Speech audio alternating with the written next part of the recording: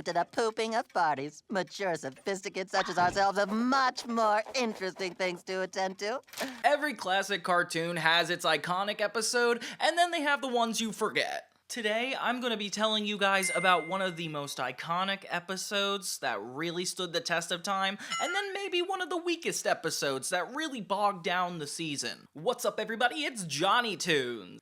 Without further ado, let's jump into the awesome 5th season of Foster's Home for Imaginary Friends. Episode 8 is called Weather Affair Friends, and like I said, these titles are not super clear. This basically is about Blue befriending a really rich kid and forgetting about Mac. Kind of like the opposite we saw in the last episode, where Mac was outgrowing him. And it's funny because this is an exact plot that was done on The Sweet Life of Zack and Cody, where they meet this rich kid, and yeah, it's just funny that they're trying to do it here. Whoa, a limousine. And a really long black car. It starts out with Mac and Blue having a good old time together when a rich kid shows up and he's looking to adopt a friend. I mean, not adopt, he's looking to buy a friend. And of course they have to explain to him that friends are free, you don't have to buy it. And he's like, wow, that's not fun. Which of course a rich person would say. And Blue is just so taken aback by this guy. He's like impressed by all of his demeanor and how he's acting, which is crazy because he's very disrespectful. I'm already made of money, so what am the point? You're talking my language, kid. It's just crazy rich people stuff. So as Mac shows him around the house and he's keeping an eye out for one of his friends, Blue tells a lot of really rude jokes about all of the friends, only to make this kid laugh over and over again, and I can pretty much guess where this is about to go. Of course, Duchess tries to get this rich kid's attention because she's like, we have the same lifestyle, and it's kind of funny. Until he's like, I want to adopt Blue. And Blue is so upset when Mac doesn't let it happen. It's so funny. Blue is not for sale. Are you crazy, Mac? I mean, 10,000. I wouldn't give up Blue for all the money in the world. Wow. You heard my lunatic friend, Barry. No deal. Because it's like, he worked so hard to get into this house, and of course he is like willing to throw it away just for money. Like, that is such a Blue thing to do. He tries to act like he's okay with not going through with it, but yeah, you know Blue wants it, because this guy walks out with a paddle ball of all things. The next day, Mac runs into Blue walking out of the mansion, and of course he's not even being subtle, so Mac is just really angry. Tried to resist him, but he forced me to go in and play with all his really cool toys and eat his fine gourmet lunches. Look, nothing happened. I didn't even touch his paddle ball, I swear. Blue doesn't know how to make this up to him, so they get into a big argument. Only for Blue to say he's never going to do this again. He even tries to start hitting himself to get Mac's attention, and honestly, this is where it's getting toxic, guys. Bad imaginary friend. Bad imaginary friend. Bad imaginary friend. Keep going. You do not ever associate with somebody who harms themselves because you're not giving them a certain amount of attention. That's a lesson for everybody out there. Of course, we get a montage of Blue continuing this charade behind Mac's back, and it honestly feels so much like cheating. Like, him and this rich kid are getting along, and of course, Duchess is getting more and more jealous, so she inserts herself into the narrative, which she hasn't done in a while, and tells Mac about all this stuff going on. Of course. He's at Berry Bling's mansion, going behind your back, spending time with him and playing with his mountains of expensive toys without you, just like he has been for the last 3 weeks, right under your little button nose. But that's only if I had to guess. So Mac ends up going to the bar to drink away his troubles, which kind of copies the whole SpongeBob movie trope, where like they're at a candy store instead of an actual bar. And he's really depressed, so he starts having sugar. Oh no, this is so bad for him. So he starts freaking out, running around, and he is not himself anymore, even talking to himself for an extended amount of time. When he goes to find Blue and ready to confront him, he gets thrown into a closet. What the heck? Then he sees a bunch of shrines and pictures, all of Blue, and it's like, whoa, this rich kid is obsessed. 100! That seat's taken! Mac! Mac's the one! Oh no!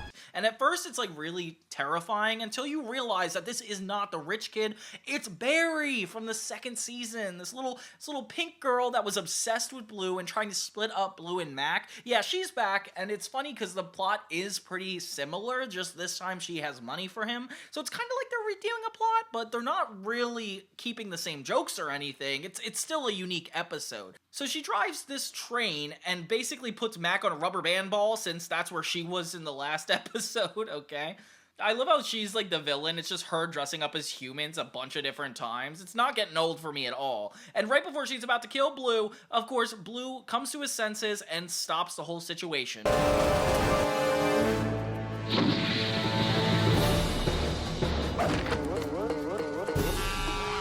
Which, why does it always have to be like last minute, Blue? Like, why can't you just help him slightly earlier? Or, I don't know, not cheat on him?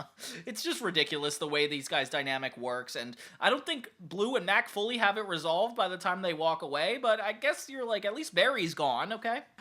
We do? The next episode kind of reminds me of the episode Bye Bye Nerdy. It's episode 7, A Bride to Beat, which I don't really like the name of that title at all, but I guess it made sense to everybody else on staff, I don't know. So we start the episode with Duchess, which I'm convinced it's about to be her and like a wedding of some sort, which thank God it's not. We don't see a lot of her that much, especially after the first season, honestly. It's just Mac and Blue having a good old time as kids, and Blue like wears a Viking hat, which is kind of random.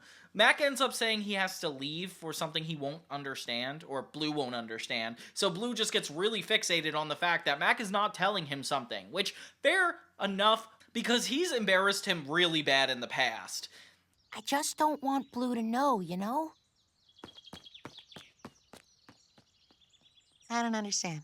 And just like the episode in Bye Bye Nerdy, where Blue was convinced that Mac was a nerd, and he was like trying to protect him from all that, this is the same thing, but this time, he's convinced that Mac is getting married. Oh my gosh. So based on what Frankie and Mac talk about, it's basically confusing him, and he just goes with it. He assumes that this is his whole thing. So then we get one of my favorite side characters. Blue ends up going to the roof of the building, so frustrated that Mac is gonna get married, and meets this little French teardrop, which tells him the story of how his owner got married and left him never to be seen again. Sap, it will. And I am now your only friend. For when you laugh, the world she laughs with you. But when you cry with Monsieur Oui. And Blue is really struck by this, but I'm just focused on all this guy's dialogue. He is hilariously written. Who is this guy? So Blue is determined to make sure that Mac has a good time with him and doesn't get married, okay? His insecurity is that Mac is becoming a man, and since he's an imaginary friend, he won't be a man, so he starts to do things that are more, adult driven. Like, he's like, I don't play anymore, and he gets so sophisticated, even changes his name to Bob instead of Blue, which I don't know how that makes a big difference, but okay. Bob Q Kazoo? Man? Blue. Bob, whatever, we have a party to destroy, remember? Yeah, Mac is just frustrated, honestly, because Blue has just gone too far all the time. Like, this is not fun. Blue ends up seeing a father and son build a house together, so he's like, I have to do that. That's an adult thing to do. So Mac and Blue go to this shed that's already done, and Blue starts wrecking it. He becomes like a handyman from here on out, which is kind of crazy. This shed is a wreck. Come on, Blue!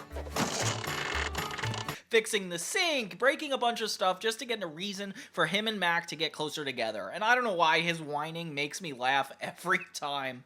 Poor Mac, though. He can't just hang out with his friend. And of course, this is such a big miscommunication that they never talked about. He says he has a day job, but we don't really know where he goes. We just know that it's like frustrating for Mac. He brings literal bacon home, and I don't know if he's understanding what he should be doing right now.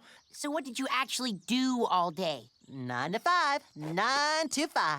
Mac keeps leaving the house because obviously Blue is acting inauthentic, and it's not cool. Blue's reaction to everything Mac says is actually really funny. This is what I love about the Fosters comedy. It's just Blue being a jerk. So Mac and Blue officially break up after a long argument of neither of them admitting what they think is going on. And so Blue goes to sulk at the top of the house with a teardrop. Aww. Blue takes everything to the next level after this argument and shows up at Mac's apartment. Oh my gosh, he finds an invitation to a wedding. Turns out he is going to a wedding, it's just not his. And of course, Blue has to come in with giant feathers and bombs, and like, he just ruins this entire wedding. Blue, that was Bananas! I can't believe how perfectly our plan worked. Only Mac gets super excited, and I was not expecting that. Turns out he's more happy that Blue is acting like himself instead of this grown adult man, which, fair enough, honestly. And then we learned that Mac wasn't actually getting married. Of course, it was just a family member. Oh my gosh. So yeah, Blue put him through all of this, but he doesn't seem to care. I guess it's a happy ending for everybody except the marriage. Don't play coy with me. I saw you kissing the best man!